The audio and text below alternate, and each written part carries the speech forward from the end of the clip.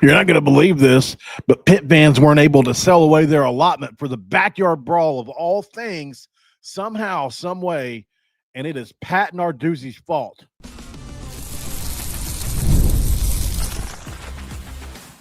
You are Locked On West Virginia, your daily podcast on the West Virginia Mountaineers, part of the Locked On Podcast Network, your team every day. And what is up, guys? Welcome back in. My name is Mountaineer Paul. I am your host.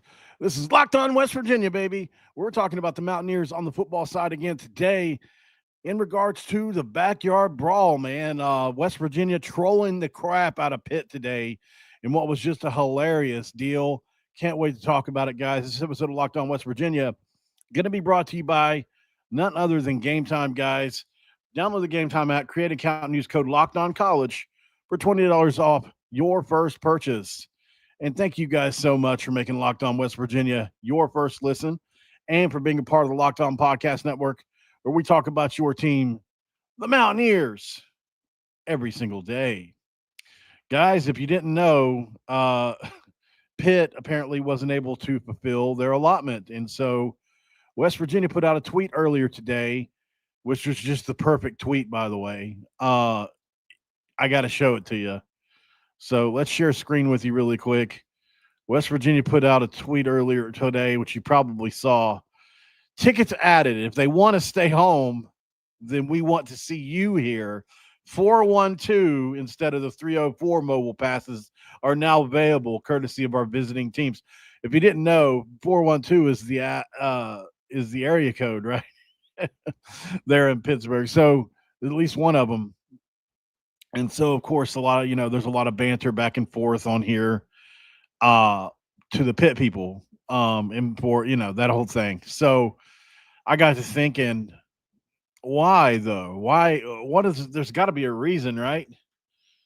There has to be a reason for, other than that they're just a weaker fan base. Even they'll admit that, right?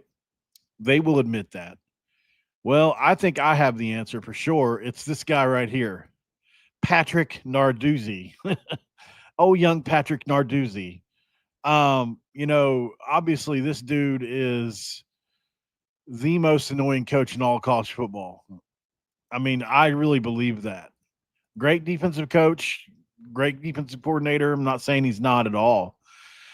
He's always got really good defensive lines there at Pitt. But, man, Pat Narduzzi is at the heart of this, and I'll tell you why. If you go back several years now, and my internet, guys, by the way, still isn't fixed. I haven't had a technician out yet, and it won't be till Thursday. So just keep that in mind if we go out. It'll probably take 30 seconds to come back on. So it's the best I can do for now. But so going back to 2022, he had that rant on 93.7 The Fan, where he called into Adam Crowley and said the Mountaineers he's called in as from Pat from Pittsburgh and said, from all the stories I've heard, there's a lot of older Pitt fans that are like, I'm not going down to that place. I'd rather go to the zoo. And then he said West Virginia fans are as rowdy, especially if there's alcohol involved, as any in the country, and implied that it was unsafe, saying that Pitt fans chose the zoo over their own games they're in Morgantown. So obviously, and then he talked about the treatment of visitors and all that. That's definitely total fear mongering.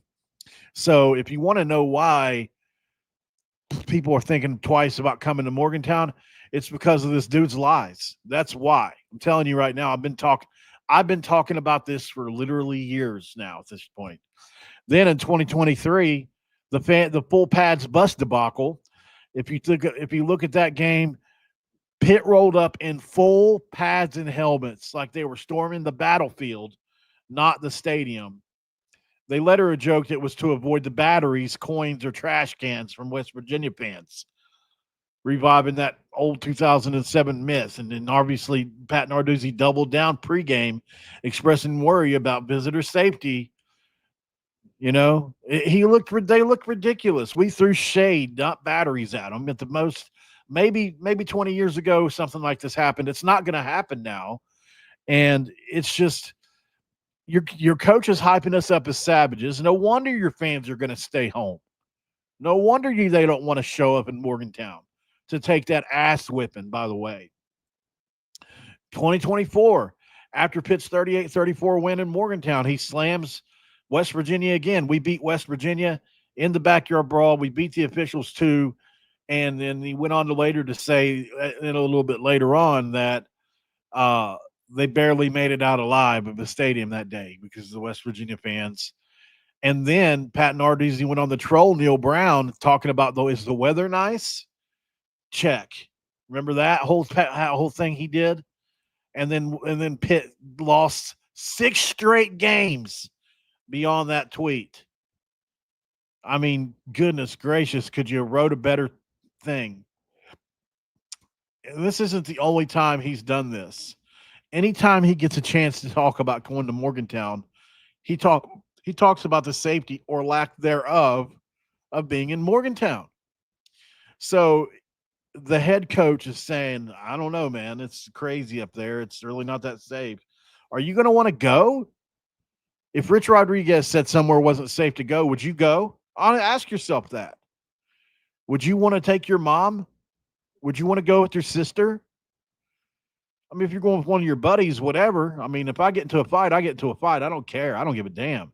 But I'm not going to go with my mom and get into this kind of situation, right? It's just crazy, man. So I think this is partially the reason, is what I'm saying. Is it the entire reason? No, I'm not saying that either. They have a weak fan base. Well, we know this. They know they don't compare to our fan base. It's not even close. And so, I mean, shoot, what are they on the totem pole there in Pittsburgh? I mean, at least 4th or 5th, right? So it's not a shock to hear at all. I just think ultimate troll by West Virginia by seizing the moment, and also Ren Baker once again coming up with an awesome way to come up and make revenue for West Virginia. You know, hey, let's seize the moment, right? These 304 passes are sold out on our side. You guys haven't sold however many thousand years. We'll put more West Virginia fans in them seats, absolutely, which is what happened. So at the end of the day, guys, it's still going to be a great game. It's going to be all West Virginia fans there anyway. Can you guys imagine how electric it's going to be there now, though, that we've even got even more of the stadium taken? Oh, Lord. I ain't going to say nothing, but that ain't right? I mean, we're going to absolutely just abuse the eardrums of Pat Narduzzi. Oh, young Patrick Narduzzi. That nar.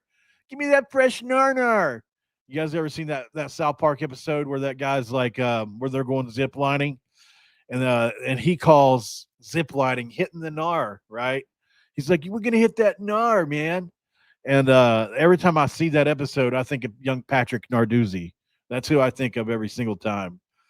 So it cracks me up, man. Young Patrick Narduzzi. That's what I call him. Yeah, so we're going to abuse the hell out of their eardrums for sure come game day. And that's pregame, that's during game, and that's after the game with that talk. You know what I'm saying? You know what I'm saying, guys? Oh, man, I'm so excited for the Brawl. I know we got 2 games before it, but win, lose, or draw that day, I'm going to have a great time beforehand. Sober, unfortunately, but that's the way I have to live my life. I wish I could have a drink that day, but I can't. But it's still, I'm going to be wired for sound that day. I might blast off into the sun. Oh, God. Let's go to break. On the other side, is West Virginia really a sleeper, a dark horse? What's the difference between the two? Which one are we, and what has to happen for us to be a sleeper team in the Big 12? We talk about that next. Young Patrick Narduzzi.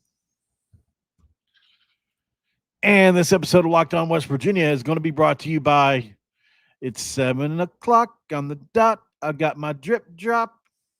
If you're trying to stay on top of your routine, whether that's your workouts, the long days on campus, or staying focused through back-to-back classes, hydration is where it all starts. And that's where Drip Drop comes in. When I'm on top of my hydration, I notice everything works better. My energy, my mood, my focus, my skin. But getting enough fluids isn't always easy, guys. That's why I've been trying Drip Drop. Drip Drop is doctor developed, scientifically proven for fast hydration, and it uses the perfect balance of sodium electrolytes and glucose to help your body absorb fluids quickly, delivering 3 times the electrolytes and half the sugar of the leading sports drink. Right now, my go-to flavor is absolutely all of them. I love them all, guys. Not gonna lie, but probably grape. Right now, Drip Drop is offering Locked On listeners 20% off your first order. Just head to dripdrop.com and use promo code Locked On College. It's segment 2. Let's crack open a do, guys, and talk about West Virginia Mountaineers football a little more. By the way, I got an interesting phone call today from somebody in the business, let's say somebody that works in the college basketball field. Had some interesting conversations about it's a multitude of issues around West Virginia and just different things. I'll probably be talking about that at a later date, but not now.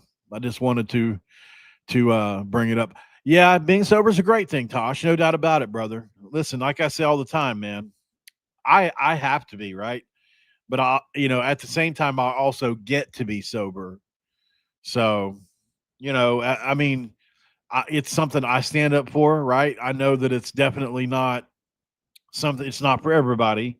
I know that the people that watch me accept that part of me, and hopefully you accept that part of you as well, if that's something you have going on. And I know there are people that won't watch me because they think I'm an addict or fat and a felon or whatever.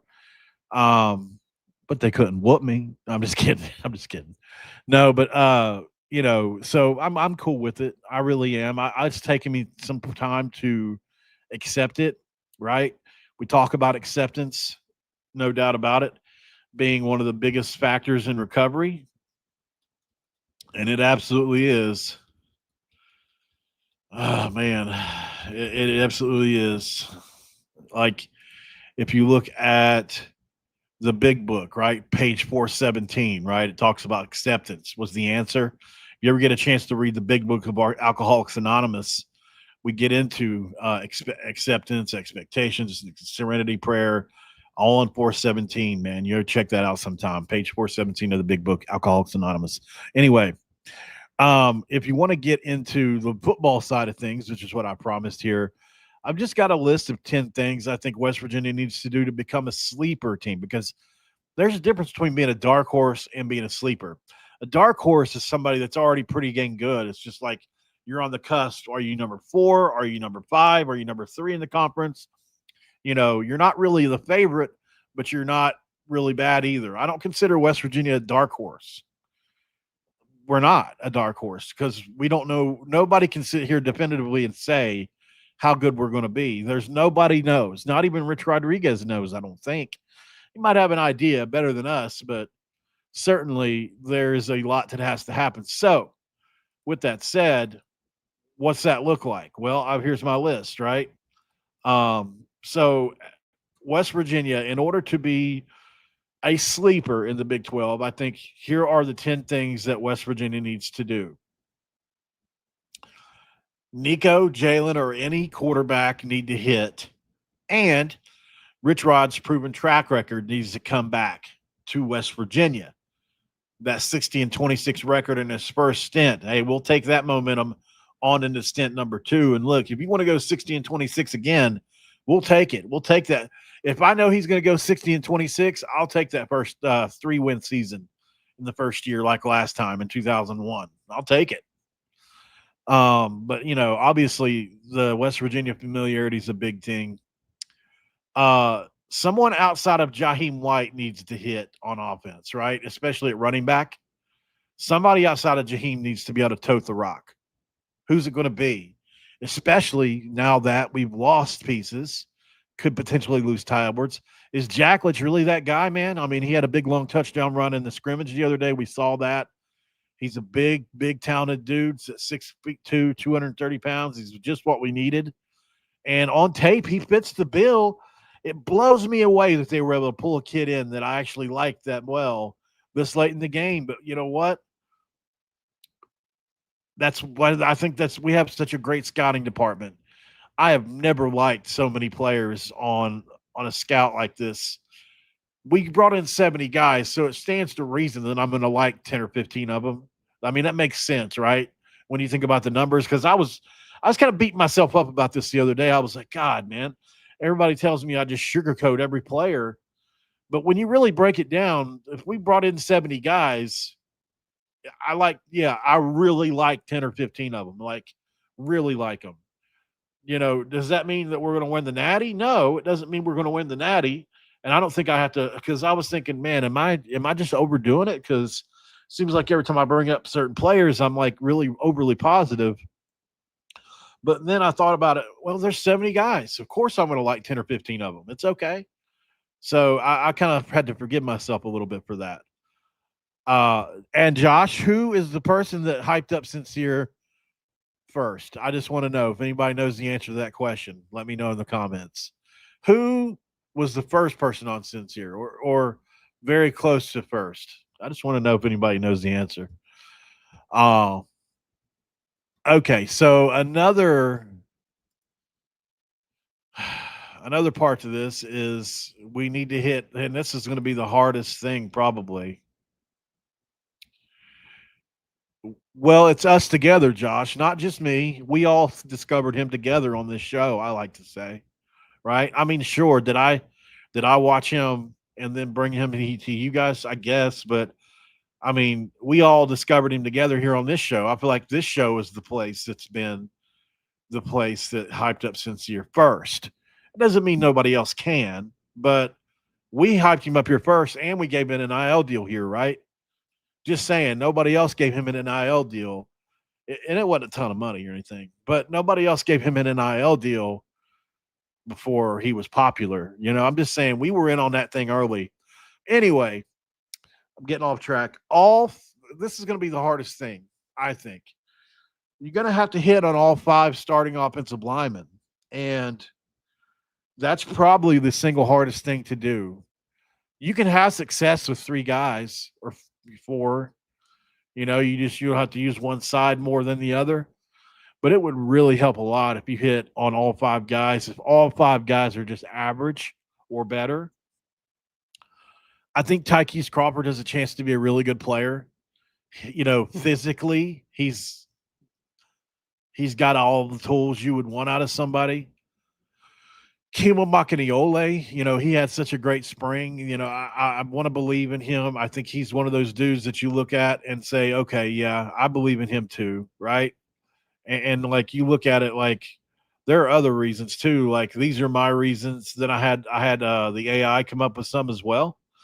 But we need to hit on literally all 5 O-line spots. Cam Bond needs to be who he is, guys. That's my opinion. Cam Bond needs to be who he is.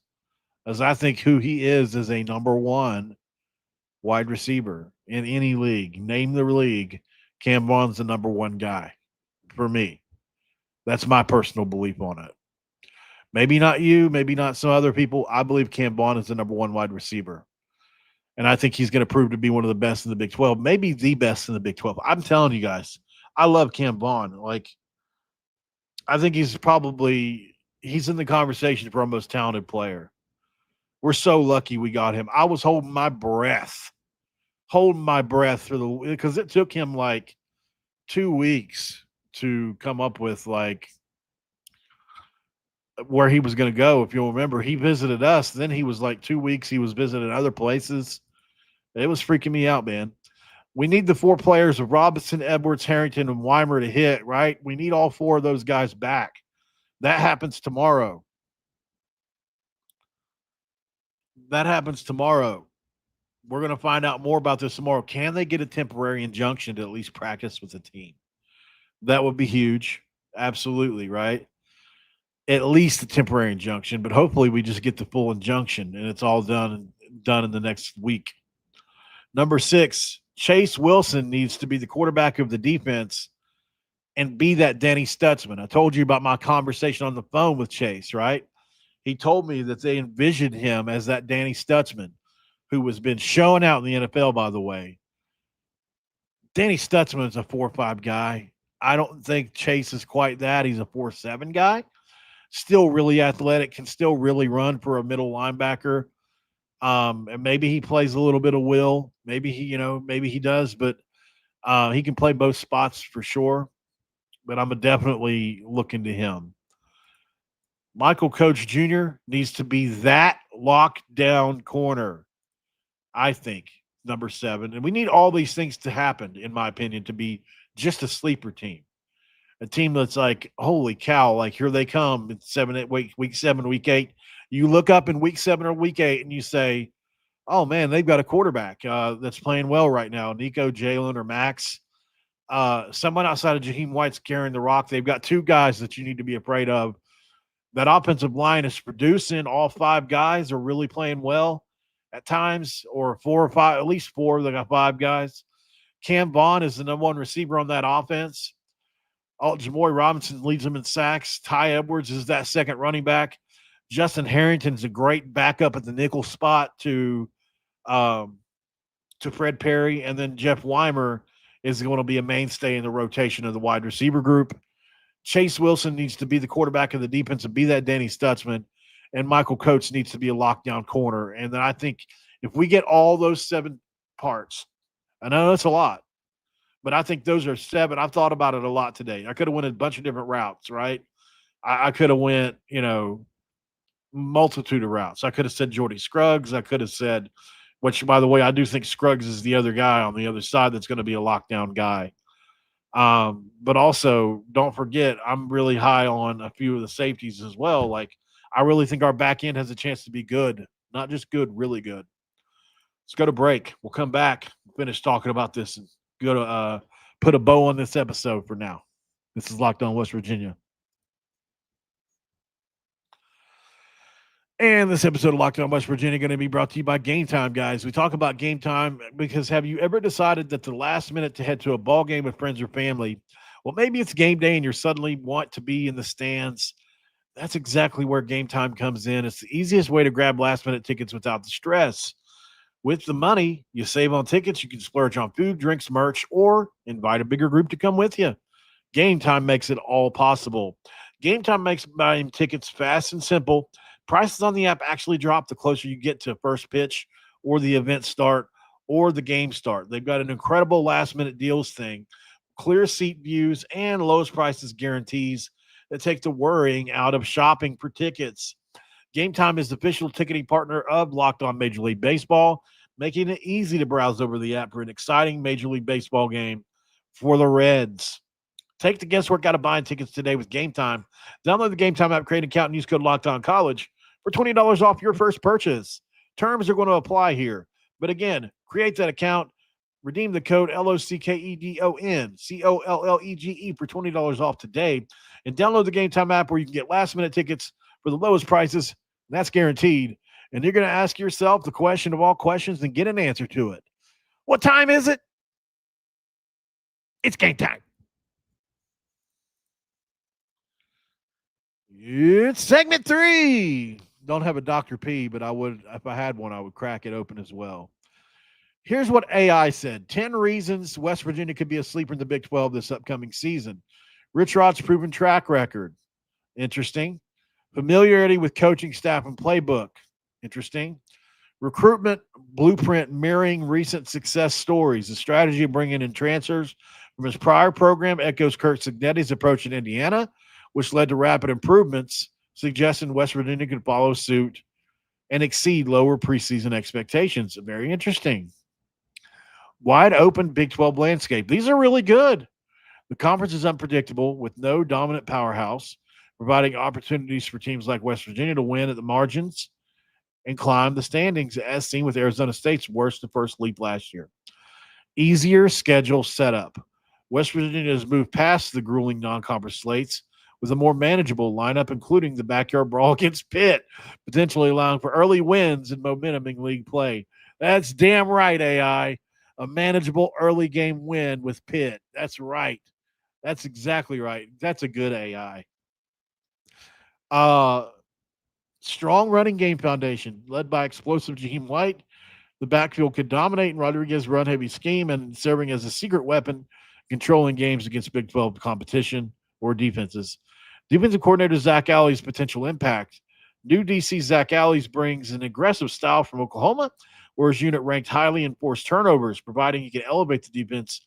He can make West Virginia a surprise on that side of the ball. 8, improve health and depth management. Avoid the injury plague from last season is crucial. With better luck and Rodriguez roster tweaks via the portal, West Virginia's thinner depth could hold up and outperform projections. Home field advantage revival, absolutely. Protecting Milan Puskar Stadium against a favorable home slate, including Utah, TCU, and Colorado, could flip last year's poor home record. Providing key wins in a conference where home dominance matters, and consistent quarterback and offensive line development, which it stole one from me, I guess, didn't it? If the quarterback position stabilizes with options like Nico Markell or Jalen Henderson, and the rebuilt all offensive line gets healthy, gels quickly, Rodriguez's offense could click early, catching opponents off guard in an unpredictable league. Oh, okay. So here's where it took what I said. Because I was like, because I just don't like how whenever I type them out, like you see how it looks here. And then I'm like, now make it look good, and then it did it right here. So this is what I was asking it to do. I guess it just did its own 10 for whatever reason. List of players West Virginia must hit on. So I only did 7, but it added 3 more. I didn't. Okay. Rodney Gallagher. That's a good pick. Listen, I might do an episode of where it's what does AI think? What does AI say? I asked AI XYZ thing about West Virginia, and you'd be shocked at what it said, like something like that. Would you guys click on a video about that? Like, we can ask AI because we can ask AI a multitude of things, right? We can ask separate AIs the same question and see what answers we get. We could ask ChatGPT. We can ask Google AI. We could ask Grok. Like, I like Grok because it's convenient. I'm already on X a lot anyways. Anyways, let me know what you guys think about that, if that's something you would be interested in watching. Grayson Barnes at tight end is an excellent pick. God, man, how can you pick? You almost can't be a better pick than that compared to what I've already said. Hey, Leo. Grayson Barnes, you know what? He actually gets overlooked. And, now that I think about it, I've overlooked him recently because he's got a shot to be pretty dang good. He's going to be pretty good. He's got a shot to be Cole Taylor-ish, right? It's like 30, 40 balls, maybe 4 or 5 touchdowns, 400 yards, something like that. That would be an incredible year for the tight end. And he's already able to block a little. Uh-oh. We got somebody talking about alcohol in the chat. I'm scared. Number 10, defensive lineman like Cameron Russell or Fatorma Mulba. I guess it forgot that Mulba's gone. The defensive line group needs interior production and to disrupt offenses. Hitting on these anchors could elevate the entire front seven and create more opportunities for the secondary. So that's why you can't just trust it to do it by itself, because led to its own devices, it will make mistakes. Because all it's doing is, like you see right here at the bottom, 53 web pages. So basically it scoured 53 different web pages to come up with this, which is pretty cool that you can do that. It's like a one-stop shop, right? You can say, hey, what did Sports Illustrated say about so-and-so? And it can look it up for you, or, whatever. But like, you can literally compile all the information you need in one spot, and then you just make tweaks to it. A lot of times that's what I do to come up with episodes and different things, because it's just so convenient. Like, I don't have it do the episode. Like, I give it all, just like on here, like how I said, I made 7, right? I said, Nico, so, all 7 of these I made. And then I told it, you do the rest. So it came up with 3 more for me. But, overall, though, I come up with the majority of it and just kind of let it roll. and then I just rip off of that. Like I don't typically read straight from whatever it reads. I couldn't do that. But yeah, so it's definitely an interesting tool. I think people that aren't using it are losing out. I say this too, don't rely on it. Just use it to help better yourself, right? There's no reason you can't do that. It's not at the point like the kind of tools we're using. AI is not at the point to where it's going to trick you or turn you into some kind of crazy like some people. I know there are a lot of, Gen X and even older folks out there that believe like AI is this dangerous thing, and it can be. I'm not saying it's not or can't be, but the versions that we have access to, like Grok, are very harmless. They actually can't even do anything really. Like, watch this. Let's see.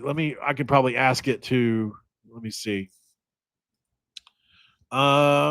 Make a picture of Pat of young of I don't want to say young Patrick Narduzzi in an Patrick Narduzzi in a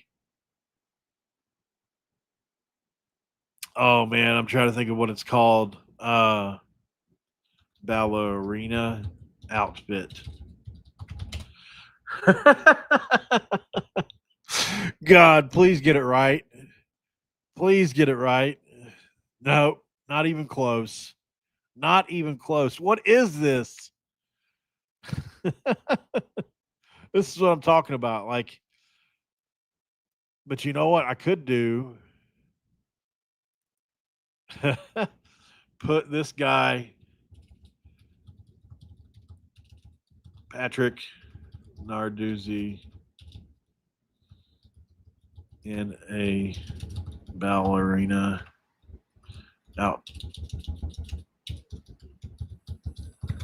outfit. Come on, please work. Please work in a toilet. Yeah. Hey, Raven, I'm sure I understand. It's totally cool. Yes.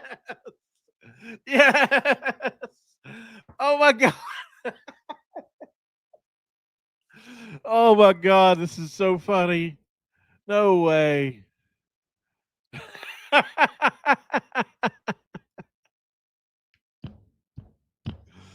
I'm so immature. Oh God. God. Can I make this my profile pic? Look at this one. This one's even almost even better. See, though, like the thing about AI is like you see here, like the letters and stuff, they kind of get jacked up. But I'm definitely going to save this one and post it. Oh gosh, that's so funny. Raven's like, "What the hell did I just walk in on?" Yeah, and she typed it as soon as I said it. That's hilarious. For those of you listening on audio, basically I asked the AI to put Pat Narduzzi in a ballerina outfit, and it didn't disappoint. It did okay. It did okay. Um, I'm not mad at what it did. It's basically a picture of him going yelling with the ballerina outfit on, a leotard. Oh God! All right, guys, I'm going to post it for sure, Ranger Buck. Yeah, actually, I'll do it. Want me to do it while we're on here? Okay. I wonder what Voice of Morgantown's get ready to do. He's posting they're going to be doing something today, or some kind of he's doing some kind of deal here. Like if you can see down here, they're talking about doing some kind of 2.0. I wonder what they're going to be doing. All right, we did this live while on Locked on West Virginia using Grok in front of hundreds of WVU fans. There we go. You guys go like that. You better not put me out on my own here. You guys go like it. Here's the link. I'll put the link in the comments for you guys to go repost and like it. Don't leave me out on my own here. Oh God. So the link for that is in the chat. if you don't have me on X as it is, you can find me right there at the link that I just posted in chat. Other than that, guys, I appreciate you guys for uh, putting up with me, and I love y'all. Hopefully, you had a great weekend. A tutu, that's right, that's what it is, Josh. Um, and I will be back tomorrow. I don't think there's anything else to talk about today. We didn't have press conferences. We didn't really have any news. So, and I really needed to thank you, Raven. I don't think we needed. I kind of need a little bit of a break anyway. So, thank you guys for everything you do, and I will talk to you guys tomorrow.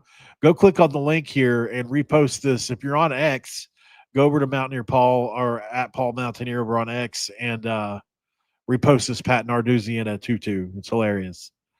Good night, guys. Good night, Raven. Good night, everybody. I love you all, and I'll see you guys later. I'm out of here. Oh, by the way, make sure you check out Locked On Portal with Brian over there. He does an excellent job, guys. Good night.